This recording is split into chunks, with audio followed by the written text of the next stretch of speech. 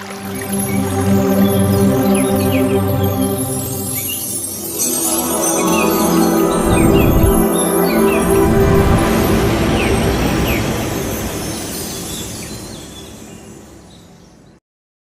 బంధువులందరికీ ఆత్మ ప్రణామాలు.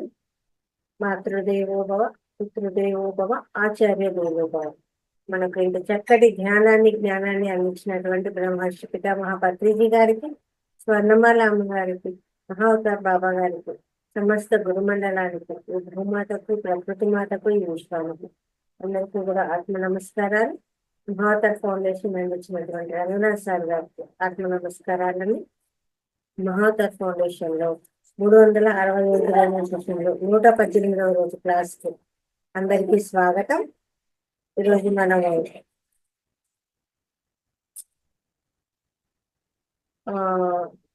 రవీంద్రరావు సార్ గారి ద్వారా మనకు స్వాధ్యాయాన్ని తెలుసుకోబోతున్నామండి.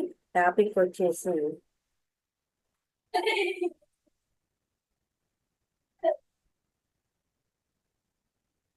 Traffic signals of souls. ఇది టాపిక్ అనమాట. ఈ టాపిక్ లో మనం రవీంద్రరావు సార్ తెలుసుకోబోతున్నామండి. నమస్తే సార్, క్లాసుకు స్వాగతం మీకు. నమస్తే మేడం గారు.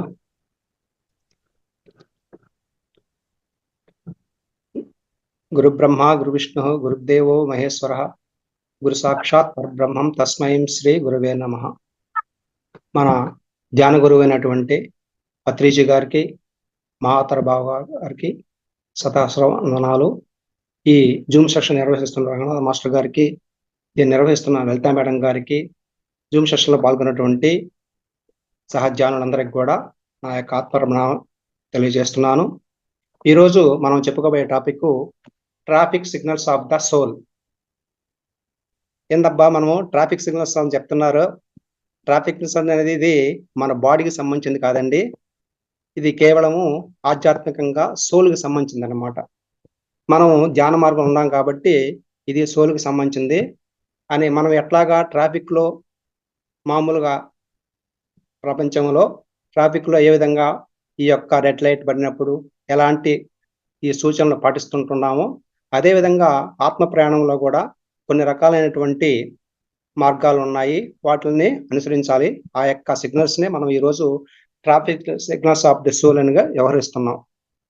మనకి డాక్టర్ జీకే గారు అనేది ఆయన స్పిరిచువల్ సైంటిస్ట్ అన్నమాట. ఆయన పత్రిజీ గారి యొక్క సిద్ధాంతాలని, ఆ కాన్సెప్ట్ని తీసుకునేసి ఇంకొంచెం బాగా రీసెర్చ్ చేసి ఈ దాదాపుగా 550 స్పిరిచువల్ పుస్తకాలని తయారు చేశాడు. ఇవన్నీ కూడా ఆత్మజ్ఞానం సంబంధించినటువంటి గుళికలు అన్నమాట. ఇవి అంటే పత్రిజీ గారి యొక్క కాన్సెప్ట్లు ఎట్లా ఉంటుందంటే ఎక్కువగా ధ్యానానికి ఇంపార్టెన్స్ ఇస్తారు. మనం ఈసారి ఏం చేస్తున్నామంటే ధ్యానంతో పాటు ఇంకా కూడా ఆత్మజ్ఞానము, సజ్జన సాంగత్యము, సేవ లాంటివి కూడా ఎక్కువగా ఉండాలనే ఉద్దేశంతో ఈ స్పిరిచువల్ టాబ్లెట్స్ అనే పుస్తకాలని ముందుకు తీసుకురావడం జరిగింది అనమాట. మనకేంటంటే ఇక్కడ బాడీలో ఒక డిసీజ్ వచ్చిందంటే అది మామూలుగా దానికి స్పిరిచువల్గా ఏదో ఒక రీజన్ ఉంటుంది అనమాట. సూక్ష్మ శరీరంలో వస్తుంది, ఆ రీజన్ ఉంటుందన్నమాట. కాబట్టి ఇప్పుడు మనకు ఉండేటువంటి ఈ వైద్య విధానాలు, అలోపతి వైద్యం కానీ రకరకాలు ఉన్నాయి కదా, ఆ డాక్టర్స్ చేసేటువంటిది ఎంతవరకు చేస్తున్నారో అది చాలా కష్టంగా ఉంటుంది. వీళ్ళు ఎట్లా చూస్తారంటే బాడీని బయట నుంచి చూస్తారనమాట. బాడీలో ఆ టెస్ట్ చేసి ఈ టెస్ట్ చేసి ఇలాగుందనేసి. కానీ ఇక్కడ ఏంటంటే ఈయన చేసిందంటే ధ్యాన ఆరోగ్య శాస్త్ర విధానం ఒకటి కొత్తగా తీసుకొచ్చాడు. దీంట్లో ఏంటంటే మనిషి యొక్క అంతరంగంలోకి పోతుంది అనమాట. రోగిలు అంతరంగంలోకి పోయేసి ఇన్నర్గా చూసుకుంటాం అనమాట. ఆ మార్పును తెలియజేస్తుంది. ఎందువల్ల వచ్చింది జబ్బు, సూక్ష్మ శరీరంలో ఎక్కడెక్కడ బ్లాక్స్ ఏర్పడ్డాయి, అవన్నీ కూడా తెలుసుకుంటాను అనమాట. కాబట్టి ఈ రోజుల్లో మనకి కోవిడ్ లాంటి మందులేని రోగాలు ఎన్నో వస్తున్నాయి. కాబట్టి మనం ఈ యొక్క రోగాలు తగ్గించుకోవాలంటే మనమే డాక్టర్లుగా కావాల్సిన అవసరం ఉందన్నమాట. దీనికి ధ్యాన ఆరోగ్య శాస్త్ర విధానం అనే దాన్ని ఈ డాక్టర్ జీకే గారు తీసుకొచ్చారు. ఆ క్రమంలోనే మనం కొన్ని పుస్తకాలు చెప్పుకున్నాం కదా, 550 పుస్తకాలు. దాంట్లో ఒక పుస్తకము traffic signals of the soul అన్నమాట. ఆ యొక్క ట్రాఫిక్ సిగ్నల్స్ ఏందో ఒకసారి మనం తెలుసుకుందాం. మొట్టమొదటి సిగ్నల్ ఏంటంటే అవకాశాన్ని జారవిడవద్దు. మనకి ఈ భౌతిక ప్రపంచంలో ఎట్లాగైతే ట్రాఫిక్ లో ఈ ఎలాంటి నిబంధనలు పాటిస్తున్నామో, ఈ భూమి అనేటువంటి పాఠశాలలో, ఇది భూమి అనేది ఒక పాఠశాల అనమాట. అంటే మనం నేర్చుకున్న మన సోలు భూమి మీదకి వస్తుంది. ఈ పలానా విషయం నేర్చుకోవాలి నేను అనే వస్తుంది కదా. అట్లాగే వచ్చినప్పుడు ఇక్కడ అది ఏవైతే తెలుసుకోవాలని వచ్చిందో అది నేర్చుకున్నంతసేపు వేరే దాని గురించి పోకూడదు అనమాట. అది పూర్తిగా నేర్చుకున్నాను, పలానా విషయం గురించి నేర్చుకున్నాను, ఇంకా తెలుసుకోవాల్సింది ఏమి లేదన్నప్పుడు ఇంకో దానికి పోతుంది అనమాట. ఈ విధంగా వచ్చిన ప్రతి అవకాశాన్ని కూడా ఈ యొక్క అవకాశం జారవేయకుండా తీసుకోవాలి.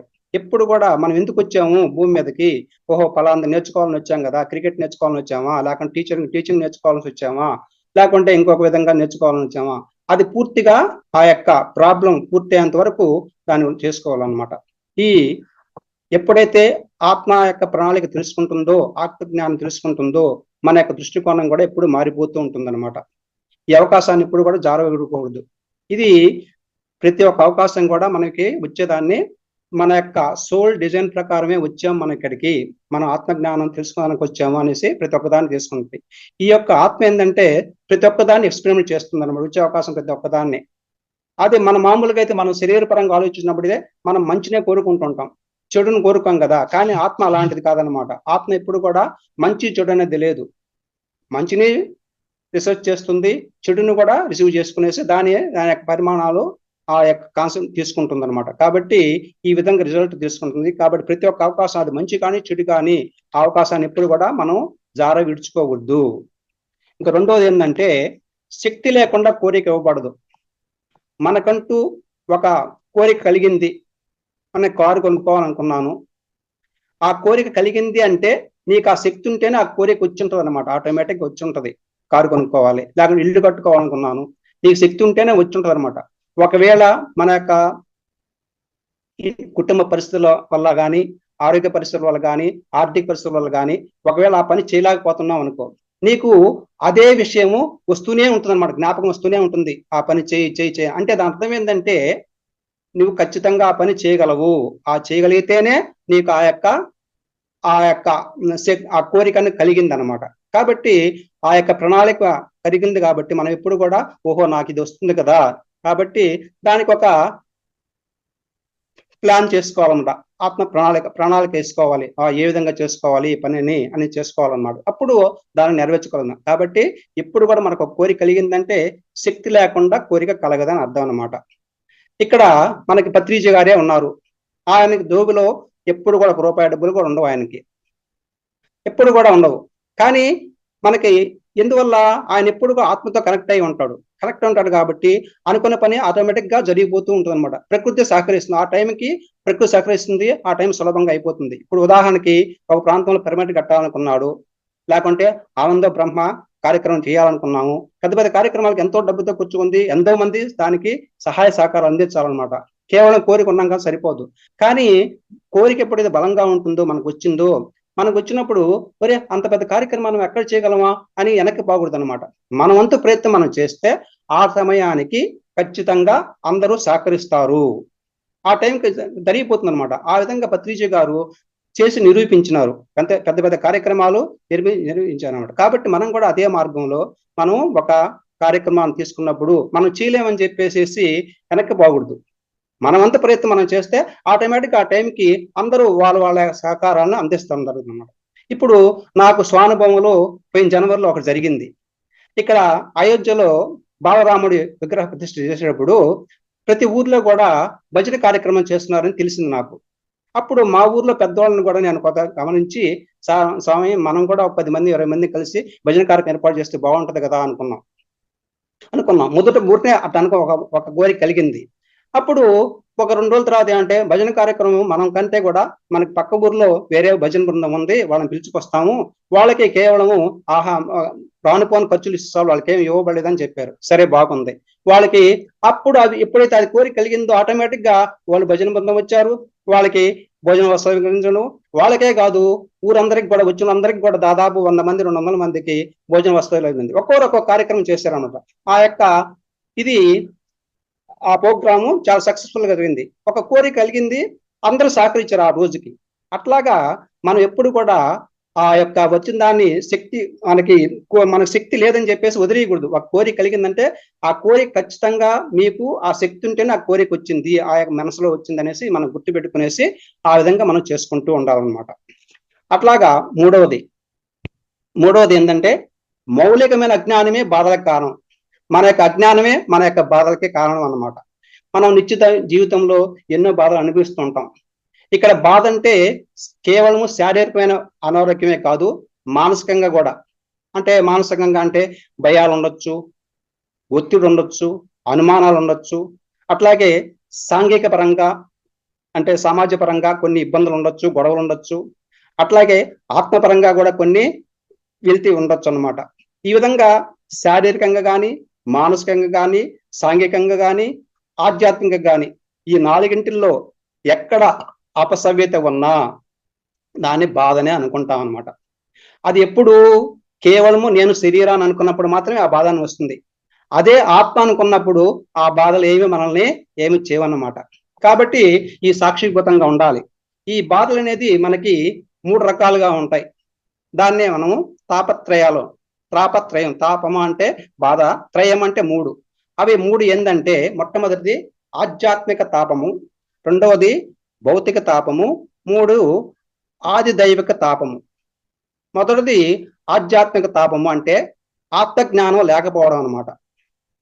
ఆత్మజ్ఞానం అనేది లేదు కాబట్టి మనకు వచ్చేటువంటి బాధలన్నీ కూడా 90% దీనివల్లే వస్తున్నాయి. అరిషడ్వారాలను మనం తెలుసుకున్నాం కదా, కామ, క్రోధ, మోహ, లోభ, మద, ఆశ్చర్యాలు అరిషడ్వారాలు ఉన్నాయి. వాటి యొక్క బారిన పడేసేసి ఈ కష్టాలు 90% కష్టాలు ఆధ్యాత్మిక తాపం వల్లనే వస్తున్నాయి మనకి. ఆత్మజ్ఞానం లేకపోవడం వల్ల. కాబట్టి దీన్ని ఆధ్యాత్మిక తాపము అంటారు. అంటే ఆత్మజ్ఞానం లేదన్నమాట. కాబట్టి అతను ఎప్పుడు కూడా 90% రోగాలతో బాధపడుతున్నాడు. ఇంకపోతే రెండవది ఆది భౌతిక తాపము. ఆది భౌతిక దాహం అన్నప్పుడు ఇక్కడ నేను దేహాన్ని కాదు ఆత్మ పదార్థం అని అర్థమైనప్పటికి కూడా కొద్దిగా అర్థమైంది, కానీ మాయలో పడిపోయాడు. ఈ ప్రపంచంలోకి వచ్చిన తర్వాత మాయలో పడిపోయిన దానివల్ల ఈ శరీరంలోని గాథలన్నీ కూడా నాకే ఇన్ని వచ్చినాయా అని చెప్పేసి వస్తుంది. ఇది 90%. ఇందాక 90%, ఇది 9%. ఇది ఆది భౌతిక తాపం 9% అన్నమాట. ఈ విషయాన్ని పరమహంస యోగానంద గారు ఒకటి చెప్తున్నారు అన్నమాట. రోగం అనేది మన ఇంటికి వచ్చిన ఒక అతిథి లాంటిది. రోగం అనేది మనకి ఇంటికి వచ్చినటువంటి ఒక అతిథి లాంటిది. మనము ఆహ్వానించి ఆదరించినంత కాలము అది మనలోనే ఉంటుంది. మనం ఎప్పుడైతే దాన్ని మా అతిథిని మనం అతిసత్కారాలు చేసి ఉంచుతాం కదా, అట్లా ఉన్నంత కూడా మన దగ్గరే ఉంటుంది అనమాట. అది దాని వెంట ఎప్పుడైతే సుముఖంగా లేమో అప్పుడు అతిథి మనం వెళ్ళిపోతాడు. మనం ఇంటికి వచ్చిన వాళ్ళని చూస్తేనే కదా ఉంటారు మన దగ్గర. అతను నిర్లక్ష్యంగా ఉన్నామనుకో ఆటోమేటిక్గా వీళ్ళు ఊరు చూడటం లేదనేది వెళ్ళిపోద్ది అనమాట. అట్లాగే రోగం కూడా మన దగ్గర ఉండాలా లేదనేది మనమే నిర్ణయించుకోవాలన్నమాట. కాబట్టి మన చేతుల్లోనే ఉందది అనేసి పరమహంస యోగానంద గారు చెప్పారనమాట. ఇది పరమహంస యోగానంద చెప్పింది. అంటే ఆ రోగాన్ని ఉంచుకోవాలా లేకుంటే వద్దని తరిమేసేయాలనేది మనలోనే ఉంది అని చెప్పారనమాట. ఇంకపోతే మూడవది ఆది దైవిక తాపము. ఆది దైవిక తాపం అంటే ప్రకృతి వైపరీత్యాలు, అది మన చేతుల్లో లేదు. ప్రకృతి వైపరీత్యాలు అంటే సునామీలు, భూకంపాలు, అగ్నిపర్వతాలు బద్దలవడాలు, ఈ వరదలు రావడం ఇవన్నీ ఉన్నాయి కదా. ఇది 1% అనమాట. ఇది 1% ఉంటుందన్నమాట. మొదటిది ఆధ్యాత్మిక తాపం 90% అయితే ఆది భౌతిక తాపం 9%. ఈ ఆది దైవిక తాపం అనేది ప్రకృతి వైపరీత్యాలు అనేది 1%. ఈ విధంగా మొత్తం మీద 100% అయిందనమాట. ఎవరైతే ఆధ్యాత్మిక తాపాన్ని ఆది భౌతిక తాపాన్ని జయిస్తారో ఆటోమేటిక్ గా ఆది దైవిక తాపం అనేది వాళ్ళకి లేదు. దానికి ఉదాహరణ ఏంటంటే, ఒక పెద్ద ఆయన ఒక ఊర్లో ఉన్నాడు. ఆయన చెప్పాడు అనమాట, మన ఊర్లో రేపు రాత్రికి పెద్ద వరదలు వస్తాయి, మనం అందరం కూడా ఈ ఊర్లో నుంచి వెళ్ళిపోదాం నాయన, ఖాళీ చేసేస్తాము అని చెప్పారు అనమాట. అతనికి ఉన్న జ్ఞానం వల్ల చెప్పాడు. కానీ ఆ ఊర్లో వాళ్ళు ఎవ్వరు కూడా ఆ పెద్ద ఆయన మాటలను నమ్మలేకపోయినప్పుడు ఏమైంది, వీళ్ళతో పెట్టుకుంటే కాదు అనేసి ఆయన పాడకాన్ని వెళ్ళిపోయాడు అనమాట. ఖచ్చితంగా ఆయన చెప్పినట్టే ఆ విధంగా ఆ రోజు పక్క రోజు రాత్రికి ఆ ఊరంతా కూడా జలమయం అయిపోయింది. అప్పుడు అనుకున్నారు వీళ్ళు, ఒరే పెద్ద ఆయన చెప్పాడే మనం వినలేదే అనేసి. కాబట్టి ఎవరైతే ఈ ఆత్మజ్ఞానం కలిగి ఆధ్యాత్మిక తాపం నుంచి ఆది దైవిక తాపం నుంచి జయిస్తారో ఆటోమేటిక్ గా ఆది దైవిక తాపం అనేది వాళ్ళ దగ్గరికి రాదన్నమాట. అది ఆ విధంగా పెద్ద ఆయన బయటపడిపోయాడు. ఇంకపోతే నాలుగవది మనల్ని బట్టే మన తోడు. అంటే ఇంగ్లీష్లో లైక్ అట్రాక్ట్స్ లైక్. ఇక్కడ రిచర్డ్ బాక్ అనేటువంటి ఆయన, ఒక పెద్ద ఆయన రాసినటువంటి పరిత్యాగాలు అనేటువంటి ఒక పుస్తకం ఉంది. దాంట్లో నుంచి గ్రహించినటువంటి వాక్యం అన్నమాట అది. మనల్ని బట్టే మన తోడు. ఈ మనకి నిత్య జీవితంలో ఎంతమంది వ్యక్తులు కలుస్తూ ఉంటారు, ఎన్నో సందర్భాలు ఉంటుంటాయి, పరిస్థితులు ఉంటాయి. ఈ విధంగా ఆధ్యాత్మిక ప్రగతిని మెరుగుపరిచే క్రమంలో మన ఎదుగుదలకి మన ఏంటంటే మన యొక్క ఆత్మ ప్రణాళిక ప్రకారం మనం ఇక్కడికి వచ్చి ఉంటాం మనం. కాబట్టి ఎంతెంతో మంది ఎదురవుతూ ఉంటారు. వాళ్ళు ఎన్నెన్నో సందర్భాలు జరిగినప్పుడు ఒక ఎదుటి వ్యక్తుల యొక్క దోషాన్ని మనం గనక గమనించినామంటే, అరే నువ్వు ఇలాంటి వాడివని ఏలెత్తి చూపించామంటే ఆటోమేటిక్ ఏమవుతుంది, 1 వేలు వాళ్ళ పక్క చూపిస్తే 3 వేలు మన పక్క చూపిస్తున్నాయి అన్నమాట. అంటే మనలో కూడా ఒక 20% ఆ యొక్క భావం ఉంటేనే కదా ఎదుటి వ్యక్తి యొక్క దాన్ని తప్పుని గ్రహించగలిగినావు. అందువల్లే పత్రిజీ గారు అంటారు, నో కంప్లైంట్స్ నో జడ్జిమెంట్స్ అంటారనమాట. కాబట్టి ఎవరిని కూడా మనం ఏలెత్తి చూపించకూడదు అనేది దీనివల్ల తెలుసుకోగలం అనమాట. ఇంకపోతే 5వది దేవుని రాజ్యం తొలుత గమనించండి. దేవుని రాజ్యం తొలుత గమనించండి అనేది ఇది ఏంటంటే మామూలుగా బైబిల్లో ఉన్నటువంటి పదం ఇది. ఆ దేవుని రాజ్యంలో ఎచ్చడం లేదు నాయన, మనలోనే ఉంది, ఇన్నర్గా ఉంది. ఇన్నర్ జర్నీ చేసినప్పుడు ధ్యానం ద్వారా దైవ గుణాలు మనం మేల్కొల్పుతున్నాము. అంటే ఎక్కువ ధ్యానం చేసే కొద్దీ ఆటోమేటిక్గా మన యొక్క మంచి లక్షణాలన్నీ వస్తాయన్నమాట, అన్ని తెలుసుకుంటాం అనమాట. అప్పుడు మన జీవితంలో మనకి ఏం కావాలంటే అది కోరుకుంటాము. ఆస్తి కావాలంటే ఆస్తి వస్తుంది, అంతస్తులు, ఆరోగ్యము, ఆనందము అన్ని వాటికయ్యే వస్తూ ఉంటాయి అన్నమాట ధ్యానం ఎక్కువ చేసే కొద్దీ. ఇక్కడ ప్రాపంచికంగా గమనించినప్పుడు డబ్బు మనం ఏమనుకుంటాము, డబ్బు ఉంటే చాలు అన్నీ వచ్చేస్తాయి అనుకుంటాం అన్నమాట. మనం మామూలుగా ఎవరైనా సరే అనుకునేది అదే, డబ్బు కనుకుంటే ఆనందం కానీ ఆరోగ్యం కానీ వస్తాయని అనుకుంటాం. కానీ ఇక్కడ మనకు అర్థం చేసుకోవాల్సిందంటే అంతర్గతంగా చూసినప్పుడు దైవ సామ్రాజ్యాన్ని చూడడం అంటే శాకాహారం పాటించడము, ధ్యానం చేయడము, ఆధ్యాత్మిక పుస్తకాలు చదవడము, సజ్జన సాంగత్యము ఇవన్నీ చేసిన దానివల్ల నాడీ శుద్ధి జరిగి భౌతికంగా దివ్యచక్షువు ఉత్తేజితం అవుతుంది. అప్పుడు ఆత్మజ్ఞానం కలుగుతుందని చెప్తున్నారు అన్నమాట. ఇక్కడ ఆత్మజ్ఞానం అనేది ఒక సముద్రం లాంటిది. ఆధ్యాత్మిక సామ్రాజ్యం అనేది ప్రాపంచిక సముద్రంతో ఇది ఒక సముద్రం. కాబట్టి దీన్ని పొందాలంటే ప్రాపంచిక లక్ష్యాలు కొన్ని తగ్గినా ప్రమాదం లేదు. మనం ఎప్పుడు కూడా కావాల్సింది ప్రాపంచికంగా తగ్గించుకుని ఆధ్యాత్మిక ఎదుగుదలకి చూసుకోవాలన్నమాట. మొదట ఆధ్యాత్మికానికి మనం ధ్యాన మార్గం ఉంది కాబట్టి ఆధ్యాత్మికానికి మనం ఎక్కువ ప్రాధాన్యత ఇవ్వాలి. కాబట్టి ప్రతిరోజు కూడా మనము ఆధ్యాత్మికంగా ఎదిగే కొద్దీ ఎక్కువగా ధ్యాన సాధన పెంచుకోవాలి. అంటే రోజుకి 3 గంటల సేపు ధ్యానం చేసుకోవడము, అట్లాగే మంచి పుస్తకాలు చదువుకోవడము, అట్లాగే ధ్యాన ప్రచారం చేయడము. ఆ ప్రచారం సేవ ముఖ్యం అనమాట. ధ్యాన ప్రచారం చేసుకోవడం, ఇలాంటి వాటికి సమయాన్ని ఎక్కువ కేటాయించుకోవాలి. మనం కేటాయించుకునేసి మనము తర్వాతే ప్రాపంచికంగా ఉన్నటువంటి అంటే కుటుంబ సంబంధ విషయాలను చూసుకోవాలి. అంటే మొట్టమొదట ఈ ఆధ్యాత్మిక విషయాలకి ఎక్కువ ప్రాధాన్యత ఇవ్వాలి, తర్వాతనే కుటుంబానికి సంబంధించినటువంటి దాన్ని తీసుకోవాలన్నమాట. ఈ విధంగా దైవ సామ్రాజ్యం చేసుకున్నానికి ఇక్కడ ఆదిశంకరాచార్యులు గారు ఒకటి చెప్తున్నారు, అదే చూద్దాము. యోగరతో వా భోగరతో వా సంగరతో వా సంగ విహీన యస్య బ్రహ్మణి రమతే చిత్తం నందతి నందత్యేవ. ఇక్కడ ఏంటంటే మనిషి యోగిగా ఉన్నాడా లేకుంటే భోగిగా ఉన్నాడా, సంఘంలో ఉన్నాడా, అందరితో కలిసి ఉన్నాడా, లేక ఏకాగ్గా ఉన్నాడా, ఇవన్నీ ముఖ్య విషయాలు కావు. అంటే యోగిగా ఉండొచ్చు, లేకుంటే భోగిగా ఉండొచ్చు, సంఘంలో అందరితో కలిసి ఉండొచ్చు, లేకుంటే ఏకాగ్గా ఉండొచ్చు. ఇది కాదు ముఖ్య విషయము. ఎట్టి పరిస్థితుల్లో కూడా ఒత్తిడిలకు మునిగిపోకుండా, కొట్టుకుని పోకుండా ఆత్మజ్ఞాన స్ఫూర్తితో సదా ఎవరైతే జీవిస్తారో వారు నిజమైన ఆనందమయులు. కాబట్టి ఎవరైతే ఆత్మజ్ఞానంతో ఉంటారో వాళ్ళే నిజంగా ఆనందంగా ఉంటారని చెప్పేసి ఆది శంకరాచార్యులు గారు మనకి చెప్తున్నారు అన్నమాట. తర్వాత 6వది వాక్యం ద్వారానే స్వచ్ఛత. వాక్యం ద్వారానే స్వచ్ఛత అంటే మన మాటల వల్ల ఇతరులకి ఇబ్బంది పడకూడదు. మాటే మంత్రం అన్నారు.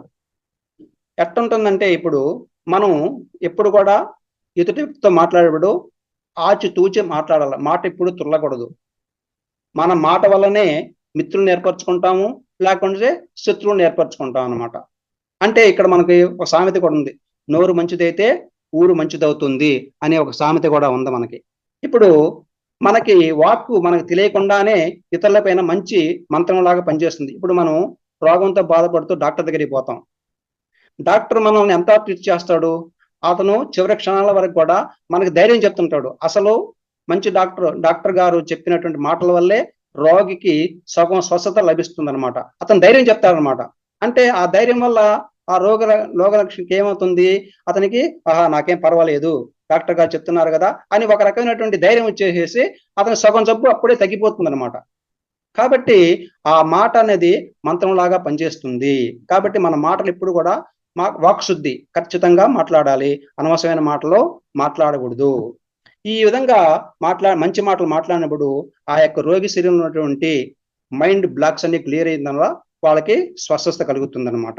కాబట్టి అజ్ఞానంతో మాట్లాడినప్పుడు, అంటే అనవసరంగా తెలియకుండా అవతోక మాట్లాడాను అనుకో, అది ఇతరుల యొక్క వాళ్ళకి చాలా నష్టం కలుగుతుంది అనమాట. కాబట్టి ఈ యొక్క సందేశం ఏంటంటే, ఇక్కడ వేదాల్లో మనకి మూల సందేశం ఒకటి ఉంది. మొదటి వాక్యం ప్రజ్ఞానం బ్రహ్మ అనేది ఉంది. ప్ర అంటే విశేషం, జ్ఞానం అంటే ఆత్మజ్ఞానం, బ్రహ్మ అంటే భగవంతుడు. అంటే విశేషమైన ఆత్మజ్ఞానమే భగవంతుడు. ఎవరైతే విశేషమైన జ్ఞానం కలిగి ఉంటారో అతనే భగవంతుడు అంటున్నారు అన్నమాట ఇక్కడ. కాబట్టి ఆత్మజ్ఞానపు వాక్కులే మనకి ఆరోగ్యాన్ని చేకూరుస్తాయి. అందుకే మనకి వాక్యం ద్వారా స్వస్థత అనే మాట వచ్చిందనమాట. మనకి మంచి మాటలు మాట్లాడినప్పుడు వాళ్ళు స్వస్థత ఉంది. ఇప్పుడు ఈ యొక్క తలనొప్పి నుంచి క్యాన్సర్ వరకు కూడా ఆరోగ్యాన్ని చేకూరుస్తున్నాయి, ఇస్తుంది. మనకి ఎట్లా తగ్గుతుంది? మన ధ్యానం ద్వారా జబ్బులు తగ్గిపోతాయన్నావు. చిన్న జబ్బుకి కొద్ది తలనొప్పి వచ్చింది, ఏదో ఒక గంట సేపు ధ్యానం చేసుకుంటే తగ్గిపోతుంది. అదే పెద్ద క్యాన్సర్ లాంటి పెద్ద జబ్బు వచ్చింది, ఆ గంటలు ధ్యానం చేస్తున్నాం. ఒక రోజు చేస్తే కాదు, గంటలు ధ్యానం చేస్తూ ఉండాలన్నమాట. చేస్తూ ఉంటే ఆటోమేటిక్ గా అది క్యూర్ అవుతుంది అనమాట. అందుకే చిన్న జబ్బుకి చిన్న ధ్యానము, పెద్ద జబ్బుకి పెద్ద ధ్యానము అన్నమాట. ఈ విధంగా చేసుకుంటే మనకి ఖచ్చితంగా ఈ యొక్క రోగాలను కూడా మనము నయం చేసుకోగలుగుతాము అనేసి మనం దీని ద్వారా తెలుసుకుంటున్నాం అనమాట. ఇంకొకటి ఏడవది, ముందు ఇతరులకు చెయ్యి. ముందు ఇతరులకు చేయాలి. మనం చేయవలసిన చేస్తే పొందవలసి పొందుతామనేసి మన పత్రిజీ గారు చెప్పుకున్నారు.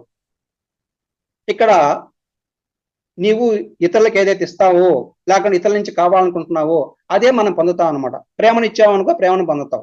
జ్ఞానం ఇస్తే జ్ఞానాన్ని పొందుతాం. ఇప్పుడు మామూలుగా ఒక ఇద్దరు వ్యక్తులు ఎదురుపడ్డారు. వాళ్ళలో ఎవరో ఒకరు మొదట కొద్దిగా స్మైలింగ్ ఫేస్ గా పెడితేనే కదా ఇతరులు పలకరిస్తారు. ఎప్పుడు సీరియస్ గా ఉంటే అతను సీరియస్ గానే ఉంటాడు. నిన్ను పలకరించాలనుకున్నప్పుడు నువ్వు మొదటి పలకరించవచ్చు కదా, మనకేం తక్కువైంది, పలకరించవచ్చు కదా. కాబట్టి మనం ఎప్పుడు కూడా మనం ఏదైతే ఇతరులకు ఇస్తున్నామో అదే మనకి వస్తుందన్నమాట. కాబట్టి మనం ఎప్పుడు కూడా ఎక్కువగా ప్రేమను పంచడం అలవాటు చేసుకోవాలి, సేవ చేయాలి, మంచి మాటలు మాట్లాడాలన్నమాట. ఈ విధంగా మనం ఇతరుల నుంచి ఏదైతే కోరుకుంటున్నామో అది మొదట మనం చెయ్యాలి. ఎంతసేపటికి మనం ఏం చేయకుండానే వాళ్ళ దగ్గర నుంచి రావాలనుకుంటే ఎట్లా వస్తుంది? రాదు కదా. కాబట్టి ఆ విధంగా అదే అలవాటు చేసుకోవాలి. అదొక సిగ్నల్ అన్నమాట మనకి. ఇంకపోతే ఆత్మపరంగా కోరి సాధించాలి, అది ఎనిమిదవ కాన్సెప్ట్. ఆత్మపరంగా కోరి సాధించాలి. మనకి ఇప్పుడు రెండు తరాలు ఉన్నాయి, ప్రాపంచికము, ఆధ్యాత్మికం ఉంది. ప్రాపంచికంగా మనం మామూలుగా శరీరపరంగా ఉన్నాం కాబట్టి ప్రాపంచంగా ఎన్నో కోరికలు కోరుకుంటూ ఉంటాం మనం. అది ఒక విధంగా కోరుకున్నప్పుడు అవి వస్తాయి కూడా. కొన్ని కోరికలు మనకి మన యొక్క ప్రణాళికలో ఉంటే ఆటోమేటిక్గా వస్తూ ఉంటాయి. అవి నెరవేరుకుంటాయి. అవి కామ్గా తీసేసుకునే సాధించుకోవాలి, అంతవరకే.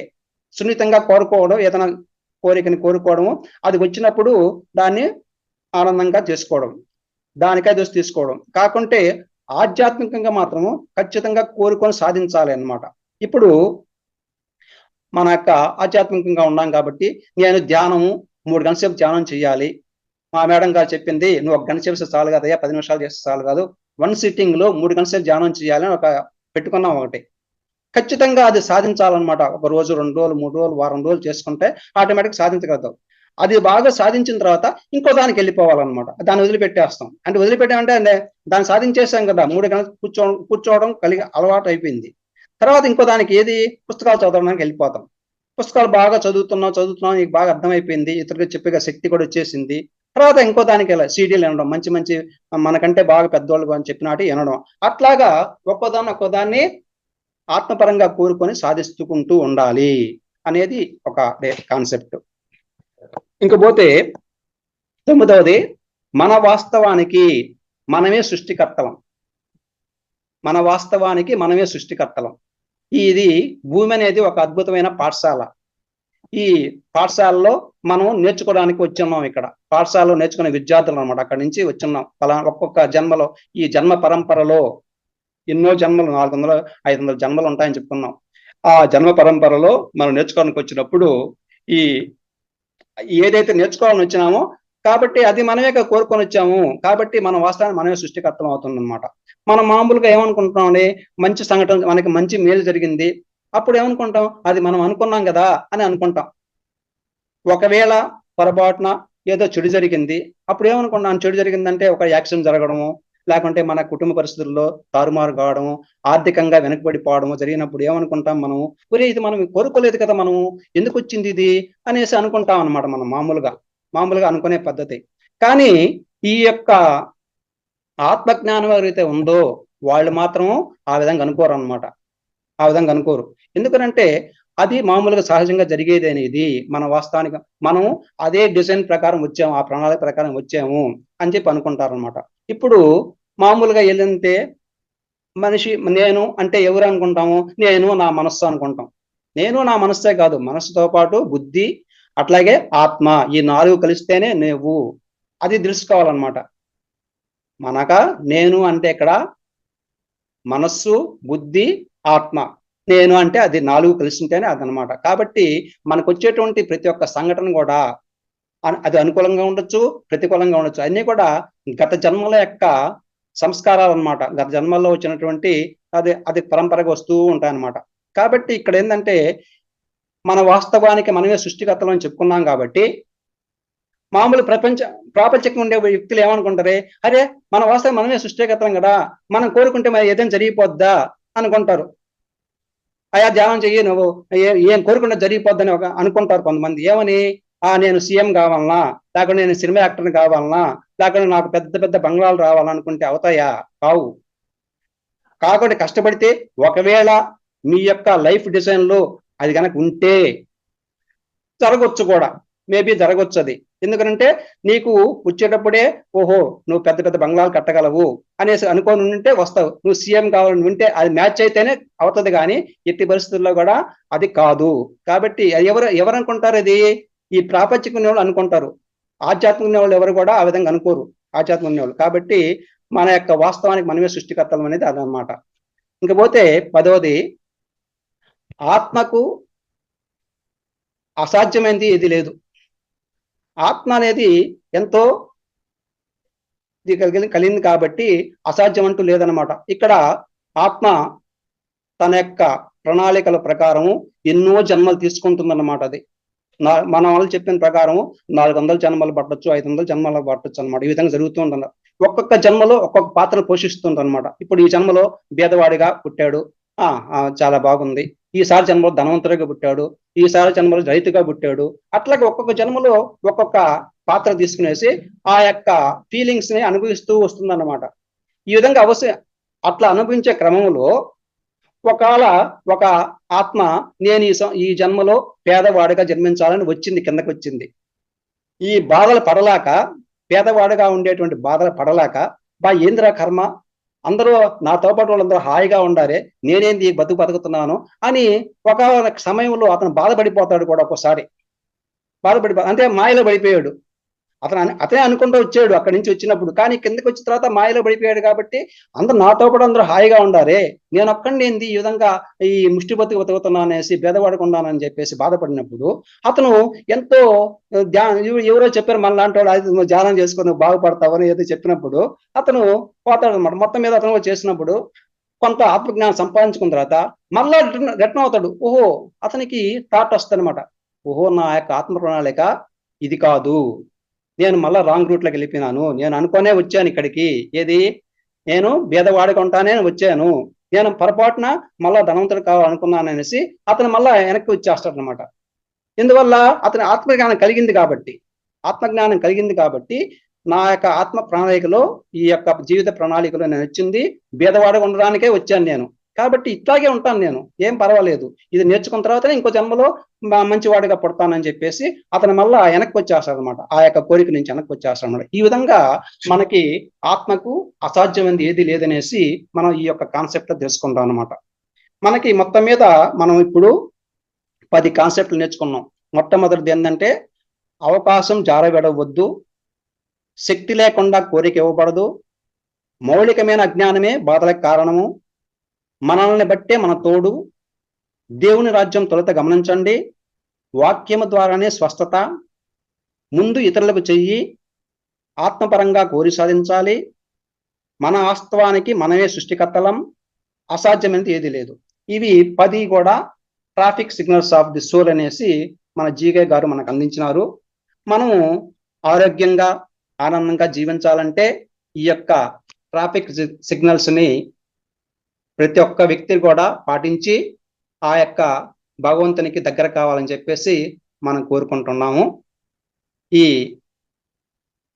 అవకాశం ఇచ్చినటువంటి మహాత్మ ఫౌండేషన్ వారికి కృతజ్ఞతలు. అందరూ చాలా చక్కగా శ్రద్ధగా అన్నందుకు మా యొక్క అభినందనలు తెలియజేస్తున్నాను. ఈ అవకాశం ఇచ్చిన ఫ్రెండ్ లలితా మేడం గారికి కూడా కృతజ్ఞతలు తెలియజేసుకుంటున్నాను.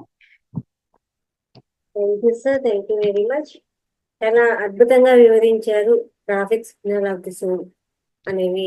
ఈ 10 టాపిక్స్ నాకు తెలిసి ఇంతవరకు ఎవరు చెప్పలేదు అనుకుంటా మన క్లాస్ లో. ఈ టాపిక్ ఎవరు చెప్పలేదు మేడం, మీరే తీసుకున్నారు.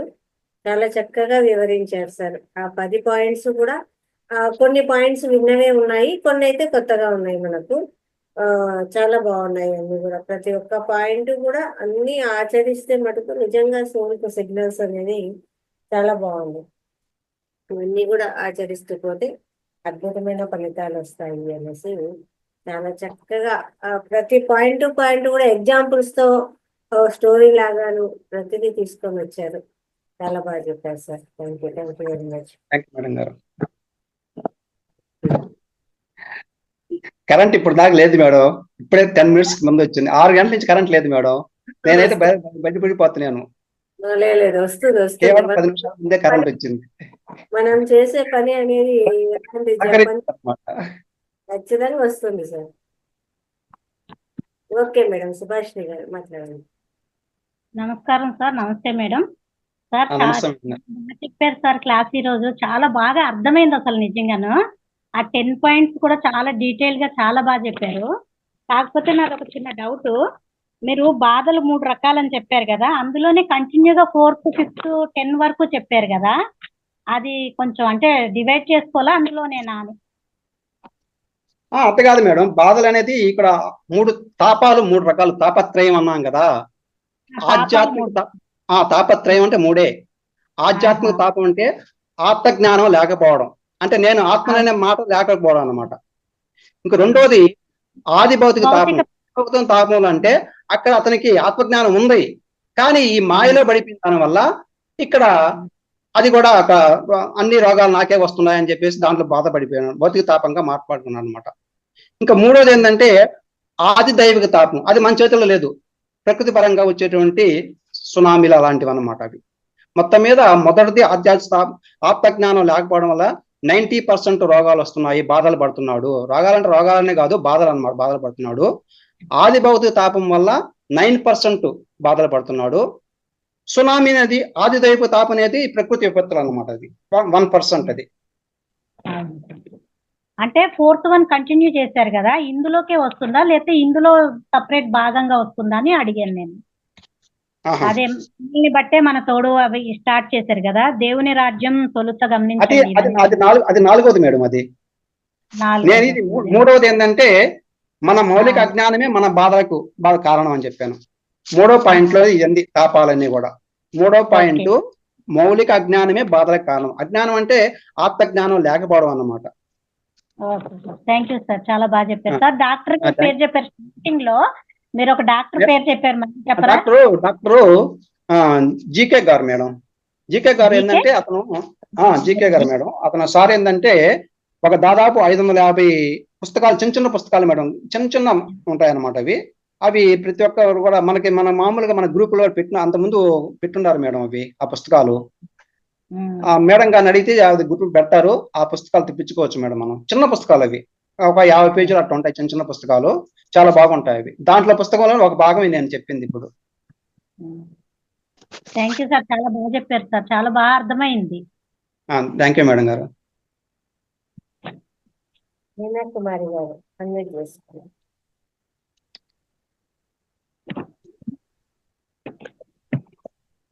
నమస్తే మేడం. నమస్తే సార్. నమస్తే. Traffic signals of the soul అని చాలా చక్కగా అద్భుతమైన టాపిక్ ను చాలా చక్కగా వివరించారు సార్. చాలా బాగుంది. అన్ని సమస్యలకు కారణము ఈ ఆధ్యాత్మిక జ్ఞానం అనేది లేకపోవడమే అనేది చాలా చక్కగా అర్థమైంది సార్. చాలా కొత్త సబ్జెక్టు, చాలా బాగా చెప్పారు.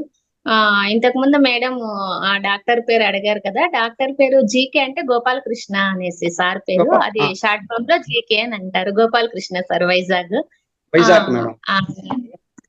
అదే సార్. చాలా అద్భుతంగా వివరించారు సార్. ఆ 10 పాయింట్స్ కూడాను చాలా బాగున్నాయి. ఈ తాపత్రయాల గురించి, ఆది భౌతిక, ఆది దైవిక, ఆధ్యాత్మిక తాపాల గురించి కూడాను చాలా చక్కగా మీరు వివరించారు సార్. ఇది ఫస్ట్ పాయింట్ లో అవకాశాన్ని జార విడిచవద్దు. భూమి మీదకు ఆత్మ దేనికైతే తెలుసుకోవడానికి వచ్చామో దానిని ఖచ్చితంగా నేర్చుకోవాలి. ఆత్మ జ్ఞానాన్ని తెలుసుకున్నప్పుడు అది ఇంకొక అక్కడ ఏదో కొంచెం మిస్ అయింది సార్ నాది రాసుకోవడము. ఆత్మ జ్ఞానాన్ని తెలుసుకున్నప్పుడు మనం అది ఫస్ట్ పాయింట్ లో ఆత్మజ్ఞానం తెలుసుకున్నప్పుడు ఏమవుతుందంటే మనకి మన యొక్క సోల్ డిజైన్ అది కదా, అందువల్ల అది ఇంకా ఆ విధంగానే వస్తుందని చెప్పాను మేడం. అదే అంతక తర్వాత ఆత్మకు మంచి చెడు లేదు అని చెప్తున్నారు. తర్వాత ఆత్మజ్ఞానాన్ని తెలుసుకున్నప్పుడు అక్కడ ఏదో కొంచెం మిస్ అయింది సార్, అది రాసుకునేది. అది అందుకనేసి అడిగినాను సార్. అదేంటంటే ఆత్మజ్ఞానం ఉండే వాళ్ళకి, ఇప్పుడు మనం భౌతికంగా ప్రాపంచికంగా ఉండే వాళ్ళైతే మనం మామూలుగా ఏమనుకుంటాము, భౌతికంగా మన ప్రాపంచికంగా ఉండే వాళ్ళు అంత లేదు కాబట్టి ఇక్కడ అంటే మంచే కోరుకుంటారు. ఇక్కడ ప్రాపంచికంగా ఉండే వాళ్ళు మంచే కోరుకుంటారు, చెడు కోరుకోరు కదా. అదే సోల్ ఆత్మజ్ఞానం ఉండే వాళ్ళకి మంచి చెడు రెండింటినీ చూస్తుంది అనమాట. మంచిని చూస్తుంది, చెడుని చూస్తుంది, అన్నిటిని ఎక్స్పెరిమెంట్ చేస్తుంది అనమాట. అది చెప్పింది మేడం. సోల్ పరంగా ఆత్మజ్ఞానం ఉండేవాళ్ళు మంచినే చూసుకుంటది. అదే ప్రాపంచిక ఉండే వాళ్ళు కేవలము మంచినే చూస్తారు, కానీ చెడు కావాలని ఎవరు కోరుకోరు కదా, దాని మీద ఎక్స్పెరిమెంట్ చేయాలి అనుకోరు కదా. అదే సార్, అంటే ఆత్మకు ప్రతి జన్మలో కూడా నేర్చుకోవడమే ఉంటుంది, మంచి చెడు అనేది లేదు. ఆ జ్ఞానం ఉండేవాళ్ళు అనేది ఉంటుంది. అక్కడ కష్టము, సుఖము, బాధ, మంచి విషయాన్ని ఎక్స్పెరిమెంట్ చేస్తుంది. ఇప్పుడు దొంగగా జన్మించింది, ఆ దొంగతనం ఎట్లా చేయాలో ఎక్స్పెరిమెంట్ చేస్తుంది. లేకపోతే ఇంకా విధంగా రాజు కావాలనే చేస్తుంది. అదనమాట మేడం. అట్లాగా అదే అదంతా సోల్ డిజైన్ ప్రకారమే. అదే ఈ జీవితంలో మాయలో పడిపోయి మర్చిపోతాం కాబట్టి దుఃఖానికి. అవును madam. Thank you sir, thank you so much sir, చాలా చక్కగా వివరించారు.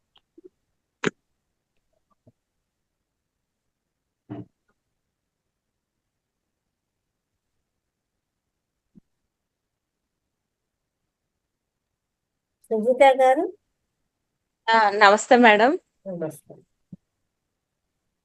నమస్తే మేడం గారు. నమస్తే అండి. నమస్తే సార్, రవీంద్ర సార్. నమస్తే మేడం. చాలా బాగా చెప్పారు సార్ త్రయం గురించి. ఈ సబ్జెక్ట్ కూడా చాలా డెప్త్ గా ఉంది సార్. చాలా ఆత్మజ్ఞానం గురించి చాలా లోతైన విషయాలన్నీ ఇంకా చాలా బాగా చెప్పగలిగారు. మేమైతే ఇంకా దాని గురించి చాలా ఎక్కువ పరిశోధన చేయాల్సి ఉంది. అయితే ఈ రోజు టాపిక్ మాత్రం చాలా డెప్త్ లోకి వెళ్ళి తీసుకొచ్చారు. ఈ టాపిక్ అంతా ఎక్కడి నుంచి ఎక్కడికి వెళ్ళి తీసుకొచ్చారు. చాలా బాగుంది సార్. థ్యాంక్ యూ సార్, అంత మంచి జ్ఞానాన్ని అందించినందుకు మీకు thank you. Thank you sir.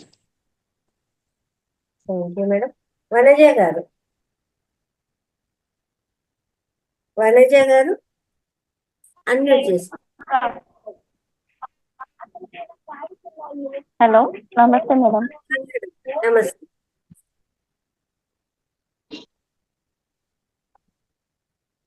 Madam unmute చేసుకోండి మేడం, ఎట్లా ఉన్నారు?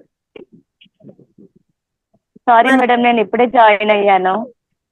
ఓకే, హ్యాండ్ రైజ్ చేశారు మీరు మరి? అది నేను ఆన్ చేయగానే హ్యాండ్ రైజ్ లోనే ఉంది మేడం, లోయర్ చేద్దామంటే అవ్వట్లేదు, అందుకని. Okay, no problem.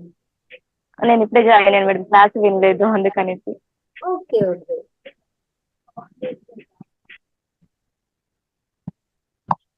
ఇంకా మాస్టర్స్, ఇంకా ఎవరైనా మాట్లాడతారా? సార్ చెప్పిన విషయం మీకు అర్థమైందా లేదా, ఏమైనా డౌట్స్ ఉన్నా, లేదు ఎలా చెప్పారు అనేది మాట్లాడాలని చక్కగా హ్యాండ్ రైజ్ చేయండి. ప్రతి ఒక్కరు కూడా షేర్ చేసుకోవాలండి సార్ మాట్లాడిన దాని మీద. వాళ్ళు ఎంత చక్కగా ప్రిపేర్ అయ్యి వచ్చి చెప్తున్నారు కదా, ఎలా చెప్పారు, ఇందులో మీకు ఏమైనా డౌట్స్ ఉన్నాయా చక్కగా అడిగి తెలుసుకోవాలి.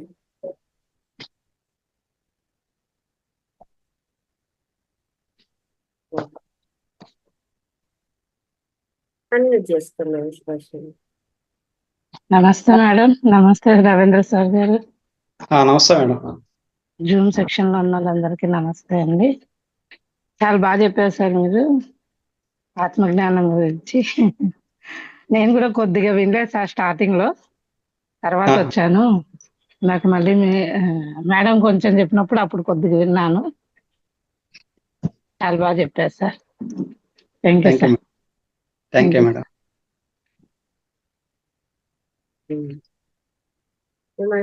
ఇంకా ఎవరైనా మాట్లాడతారా?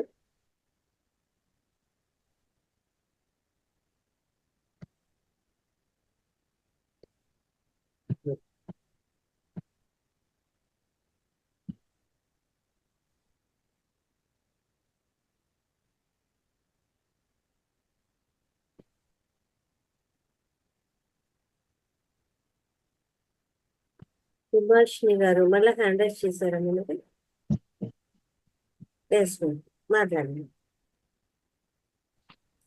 సార్. ఆత్మకి మంచి చెడు లేదని చెప్పారు కదా, అది ఎలాగా మరి? మనం మంచి చేయాలి అంటే మంచి చెడు రెండు చేసుకుంటూ పోతామా ఏంటి? ఆత్మజ్ఞానం ఉన్న వాళ్ళు అది మంచి కానీ చెడు కానీ రెండిట్ల మీద అది పరిశోధన చేస్తున్నాను, ఎక్స్పెరిమెంట్ చేస్తున్నాను అనమాట. Okay, thank you sir. అంటే మంచి చెడు రెండింటిని ఒకే విధంగా చూస్తుంది అన్నమాట అది ఆత్మ అనేది. మరి అప్పుడు మనం మంచి పనులే చేయాలంటే ఎలా? మనసు ఆత్మ మంచి పనులు చేయాలంటే మన ఆత్మజ్ఞానంలో ఉండాలి. మన సోల్ డిజైన్ అసలు మంచి పనులే చేయాలనేది మన సోల్ డిజైన్ లేకపోతే మనం మంచి పనులు చేయం కదా. మళ్ళా మన సోల్ డిజైన్ లో వచ్చేసాం మనం. మనకు భేదవాడిగా ఉండాలనో మనకు దొంగగా ఉండాలనో వచ్చేసినప్పుడు అది మనం ఎక్స్పెరిమెంట్ చేయాలంటే ఆటోమేటిక్గా దొంగగానే ఉండాలి కదా అతను. ఓకే, లేకుంటే అందరూ మంచి వాళ్ళే అవుతారు కదా మేడం.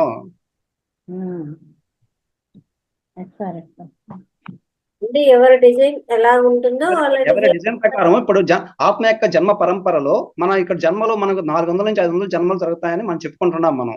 కాబట్టి ఒక్కో జన్మలో ఒక్కో దాని మీద ఎక్స్పెరిమెంట్ చేస్తూ వస్తుంది అనమాట ఆత్మ. ఒక్కొక్క జన్మలో ఒక్కొక్కటి. కాబట్టి ఖచ్చితంగా అది మంచిగా ఉండొచ్చు, చెడుగా ఉండొచ్చు. కాకుండా ఎదుటి వ్యక్తికి మనం ఇప్పుడు ఇదివరకు రోజుల్లో మేడం గారు, ఇప్పుడు ఎవరైనా రోగంతో బాధపడేసి ఉండే వాళ్ళకి మన విషయమే చూసుకుందాం అనుకో. కొంతమంది పాపం రోగగ్రస్తులు అయిపోయేసి మంచంలో పడిపోయి ఉంటారు. మనం ఇదివరకు రోజులు ఏమనుకునే వాళ్ళం అంటే ఎంతగా కష్టపడి అనిపిస్తున్నాడో అనుకునే వాళ్ళమే. మనం ఇప్పుడు నాకైతే ఇప్పుడు అనిపిస్తుంది మేడం, వాళ్ళకి అతను ఉన్నటువంటి అన్ని కూడా వదిలేసుకుంటున్నాడు. ఇక్కడ ఈ జన్మలోనే జన్మరాజ్యం జరిగిపోతుంది అనేసి ఇప్పుడు జ్ఞానం కలుగుతుంది మనకి.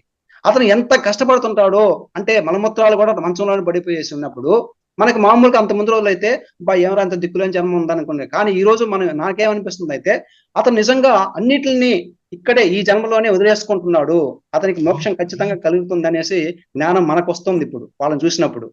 అంటే అతను ఎంత బాగా సఫర్ అవుతున్నాడో అంత త్వరగా అతను ఈ జన్మ పరంపరలో ముందుకెళ్ళిపోతాడని అర్థం అన్నమాట మనకి.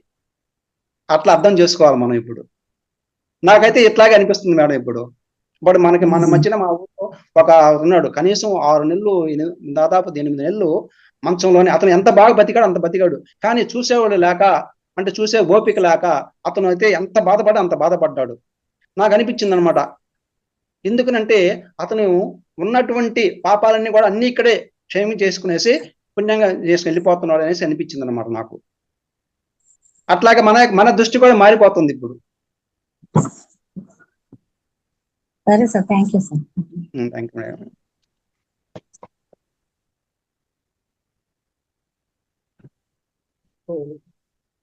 మాస్టర్స్ క్వశ్చన్ ఆన్సర్స్ చక్కగా అడిగి తెలుసుకున్నారు.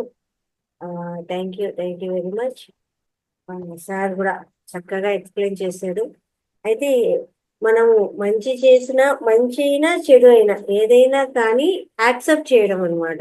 ఇప్పుడు ఇలా ఎందుకు జరిగింది, ఇదే జరిగింది, ఇది జరగకూడదేమో, కానీ మన డిజైన్ లో అది ఉంది. యాక్సెప్ట్, ఓకే ఓకే, యాక్సెప్ట్ చేస్తే అది తేలికైపోతుంది. నేను ఇట్లా అనుకోలేదే, ఇట్లా అనుకోంది నాకు జరిగిందే అని దాని మీదే ఉంటే అది ఆత్మజ్ఞానం అవ్వదనమాట. ఓకే, నో ప్రాబ్లం, ఏదన్నా రాని, నో ప్రాబ్లం. మంచి అయినా రెండు సమంగా తీసుకోవాలి ఇప్పుడున్న స్థితిలో. ఆత్మస్థితికి మంచి చెడు ఏదైనా యాక్సెప్ట్ చేయండి, రెండు యాక్సెప్ట్ చేసుకుంటూ పోవడం అనమాట. ఏదొచ్చినా కానీ నో ప్రాబ్లం, ఏదన్నా రాని. ఇది నాకు ఒక ఎక్స్పీరియన్స్. ఏం నేర్చుకుంటాము, అరే నేను అనుకున్నాను ఇట్లా కాకుండా ఇంకో రకంగా జరిగింది, నో ప్రాబ్లం, ఏదన్నా రాని, నో ప్రాబ్లం, యాక్సెప్ట్ చేయడం. అప్పుడు అది తేలికైపోతుంది అనమాట. తేలికైపోతుంది, ఈజీగా యాక్సెప్ట్ చేసామంటే తేలికైపోతుంది. యాక్సెప్ట్ చెయ్యనంత వరకు అది గుండె మీద బాగా బరువుగా కూర్చుంటుంది. ఎప్పుడైతే ఓకే ఇట్లా వచ్చిందా రాని, నో ప్రాబ్లం అని యాక్సెప్ట్ చేస్తాము, అప్పుడు అది తేలికైపోతుంది. రెండు స్వీకరించాలా, ఏదొచ్చినా కానీ ఓకే స్వీకరించాలి, రెండు సమంగా. వనజ గారు మళ్ళా హ్యాండ్ రైజ్ చేశారమ్మా మీరు. మీరు ఎప్పుడే వచ్చారు. సరే ఏనండి, క్వశ్చన్ అండ్ ఆన్సర్స్ అయితే అయిపోయింది. చక్కగా అందరం కూడా మెడిటేషన్ చేసుకుందాము. ఒక గ్లాస్ మంచినీళ్ళు తాగండి, ఒక గ్లాస్ మంచినీళ్ళు పక్కన పెట్టుకోండి.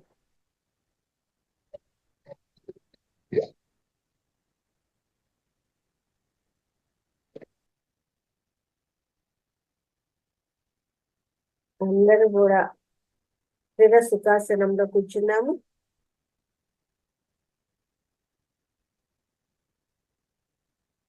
వేళ్ళలో వేలు వేసుకున్నాము, కాళ్ళు క్రాస్ చేసుకున్నాము. కింద కూర్చున్న వాళ్ళైతే పద్మాసనంలో కూర్చొని శరీరాన్ని గట్టిగా బిగించి కూర్చోవలసిన పని లేదు. వెన్నపూస నిటారుగా పెట్టుకుంటే సరిపోతుంది. స్థిర సుఖాసనము, చక్కగా కూర్చుందాము. అద్దాలుంటే తీసి పక్కన పెట్టేయండి, కళ్ళు మూసేసుకుందాము. పిరమిడ్ ఉన్నవాళ్ళు ప్రతి ఒక్కరూ పిరమిడ్ పెట్టుకోండి. పిరమిడ్ లేని వాళ్ళు తెప్పించుకునే ప్రయత్నం అయితే చేయండి. చక్కగా పిరమిడ్ లో ధ్యానం చేసుకుంటే ఇంకా ఎనర్జీస్ అద్భుతంగా ఉంటాయండి.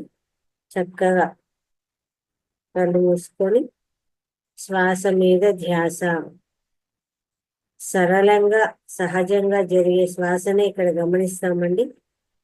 గట్టిగా తీసుకోవడం కానీ గట్టిగా వదలడం కానీ ఉండదు.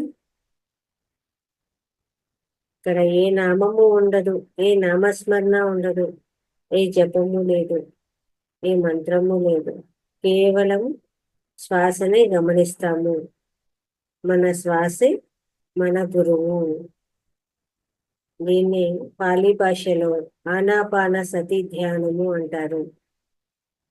ఆనా అంటే ఉచ్ఛ్వాస, అపాన అంటే నిశ్వాస, సతి అంటే ఆ రెండింటి కలయిక.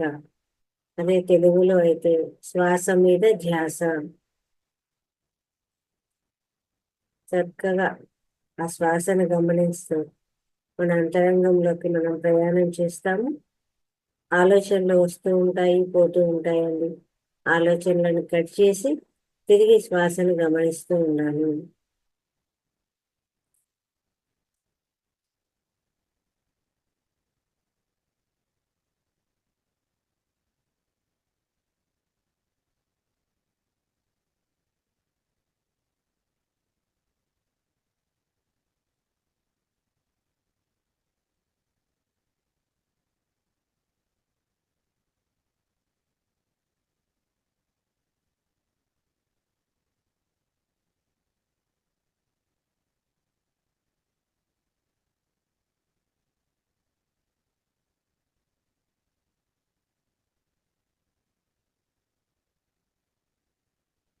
Hello my dear masters, welcome to VMC.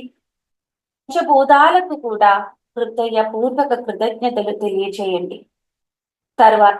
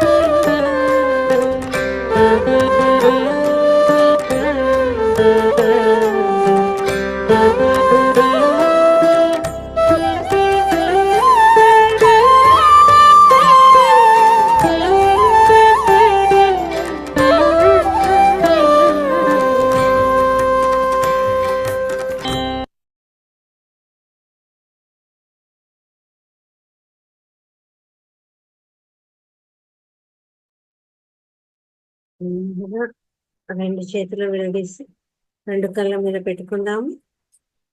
5, 4, 3, 2, 1. రెండు కళ్ళు తెరుస్తూ రెండు అరచేతులను చూసుకుందామండి. ఇంతవరకు జరిగిన ధ్యానాన్ని మనకు అందించిన బ్రహ్మర్షి పితామహ పత్రిజీ గారికి చక్కగా ధన్యవాదాలు తెలియజేసుకుందాము. Thank you. రేపటి సెషన్లో కలుసుకుందామండి. అందరూ కూడా వీడియోస్ లైక్ చేయండి, షేర్ చేయండి, కామెంట్ చేయండి. వచ్చిన వీడియోస్ అన్నీ కూడా ప్రతి ఒక్కరికి కూడా షేర్ చేయండి మాస్టర్స్. Thank you.